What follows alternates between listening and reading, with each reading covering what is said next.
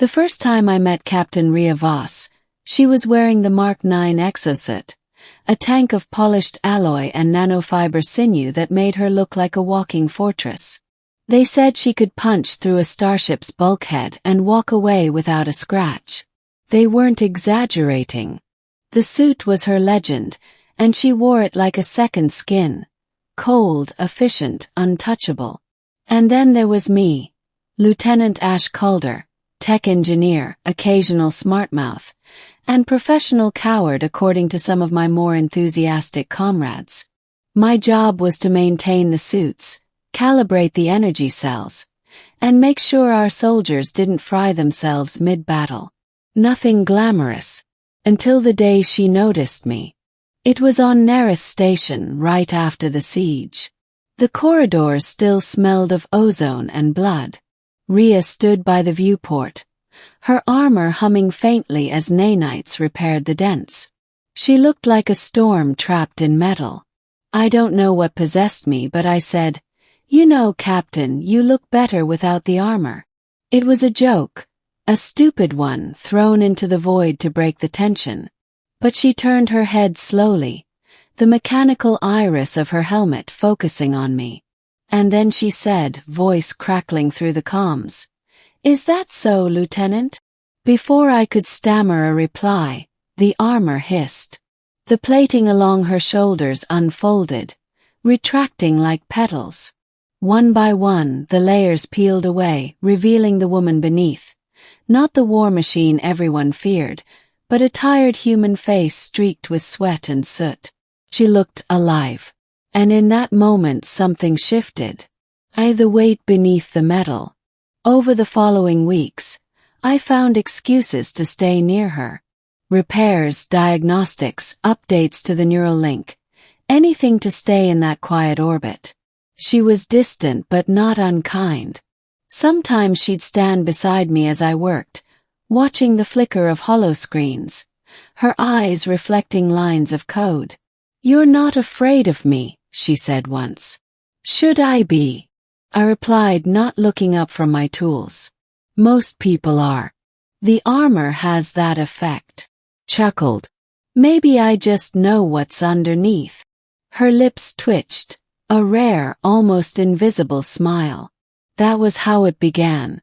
War raged on the outer colonies.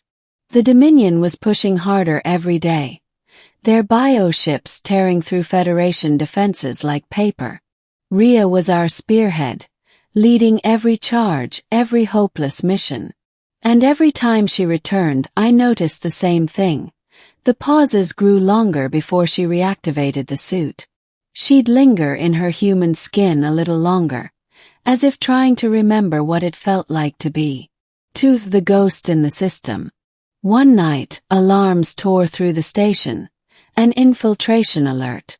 I rushed to the command hub to find chaos. Someone had breached the security grid, and worse, the Mark 9's AI core was compromised. They're trying to take her offline, I realized. They want her armor to turn on us. Rhea appeared at my side, already half-suited, the armor crawling over her limbs like liquid steel.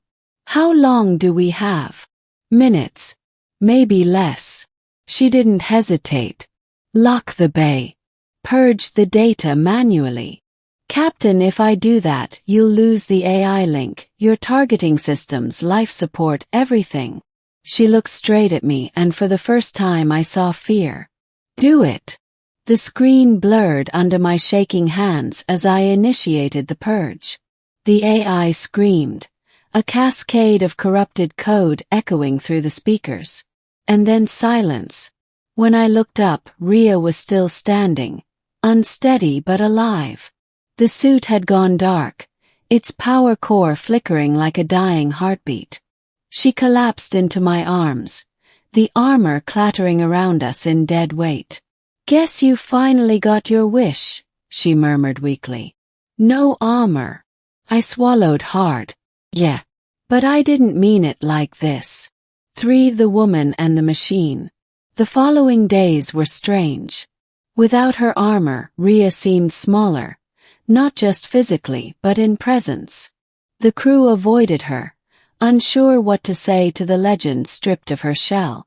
She spent hours in the observation deck, staring at the shattered remains of enemy fleets drifting in orbit. One evening I joined her. The stars outside were cold and distant. "You miss it," I said quietly. "It was part of me," she admitted. "Maybe the better part." "You're wrong about that." She looked at me then. Really looked, not as a soldier to her subordinate, but as a woman trying to understand something fragile. "Why do you care, Ash?" "Because I think the armor didn't make you strong. You did that yourself." Her gaze softened. "You shouldn't believe in me that much. Someone has to." For a while, neither of us spoke. The silence wasn't uncomfortable, just heavy like gravity pressing us together. And in that stillness, I realized how much I'd come to care for her. Not the hero, not the armor, but the person underneath. For the last mission. When command called for volunteers to retake Haven's Reach, Rhea was the first to step forward, even without her armor. I tried to stop her. "You'll die out there," I said.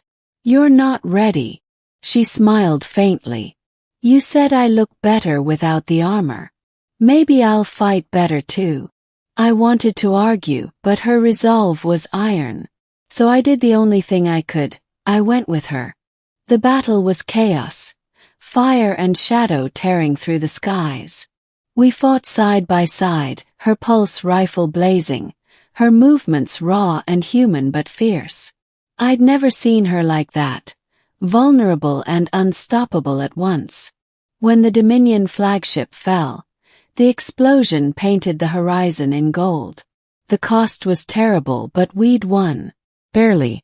Afterward in the med bay, she sat beside me, arm in a sling, face smeared with blood and soot.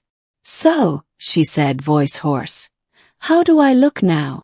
I grinned through the pain. "Still better without the armor."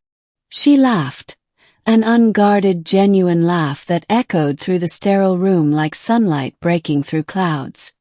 What remains? Months later, the war ended. Rhea was offered a new command, a new Mark 10 prototype. She turned it down. Instead, she stayed on Nereth Station, helping rebuild what we'd almost lost. Sometimes I'd find her in the hangar, watching the old Mark 9 suspended in stasis, her reflection merging with the dormant steel. "I used to think I needed it," she said one day. "That without the armor, I was nothing. And now?" "Yes. Now I think I was just afraid to be seen." I reached out, taking her hand. "You're seen now." She smiled. Not the soldier's mask, not the commander's pride, but something real. "You know, Lieutenant, you talk too much. Only when it's worth hearing." And for the first time since the war began, she didn't flinch when I leaned closer. The armor between us was gone. Maybe for good this time. Outside, the stars burned quietly, distant witnesses to a peace we'd both fought to deserve.